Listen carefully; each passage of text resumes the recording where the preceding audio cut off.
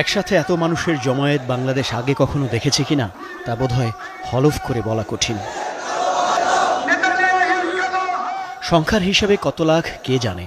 ৬৮ acre আয়তনের সোহরাওয়ার্দী উদ্যান ছাপিয়ে জনসমুদ্র ছাড়িয়েছে আশপাশের সব সড়কে।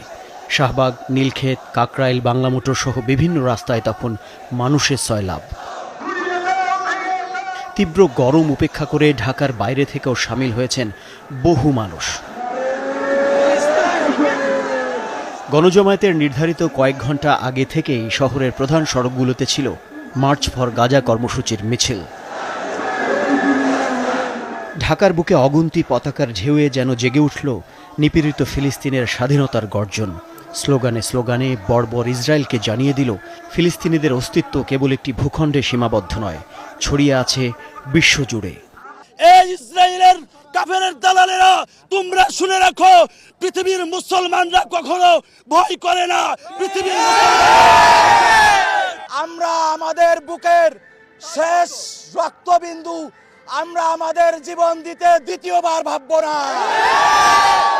আমরা মনে করি যে কোনো স্বার্থের উদ্যোগে ওআইসি এবং জাতিসংঘকে এখন ফিলিস্তিনের পাশে দাঁড়াতে হবে। আমরা তো ওই দেশে যেতে পারছি না, তা আমাদের দেশে যতটুকু সামর্থ্য আমরা প্রতিবাদ করতেছি। গাজাবাসীর প্রতি সংহতি জানানোর এই মিছিলে সামিল হয় দেশের সব রাজনৈতিক দল, ধর্মীয়, সামাজিক, সাংস্কৃতিক সংগঠন ও প্রতিষ্ঠানের প্রতিনিধিরা। দূর দেশের নিপীড়িত মানুষের পাশে দাঁড়ানোর আহ্বান তারা ছড়িয়ে দিলেন লাখো জনতার মাঝে। ফিলিস্তিন ফিলিস্তিন, আল কুদুস আল কুদুস। এরপর মঞ্চ থেকে ঘোষণা করা হয় ঘোষণাপত্র। ইসরায়েলের সাথে কূটনৈতিক সম্পর্ক ছিন্ন করতে পৃথিবীর সব দেশের প্রতি আহ্বান জানানো হয়। সেই সাথে ইসরায়েল ভ্রমণ ইস্যুতে বাংলাদেশি পাসপোর্টে আগের শর্ত ফিরিয়ে আনার দাবিও ছিল ঘোষণাপত্রে। পূর্ব জেরুজালেমকে ফিলিস্তিন রাষ্ট্রের রাজধানী হিসেবে আন্তর্জাতিকভাবে স্বীকৃতি দিতে হবে এবং ৫ ফিলিস্তিনিদের আত্মনিয়ন্ত্রণ, নিরাপত্তা এবং রাষ্ট্রীয় সার্বভৌমত্ব প্রতিষ্ঠার পথ উন্মুক্ত করতে হবে। পরাশক্তি কিংবা প্রভাবশালী রাষ্ট্র না হয়েও ফিলিস্তিনিদের জন্য বাংলাদেশের এই কর্মসূচিকে ঐতিহাসিক মনে করছেন সাধারণ মানুষ।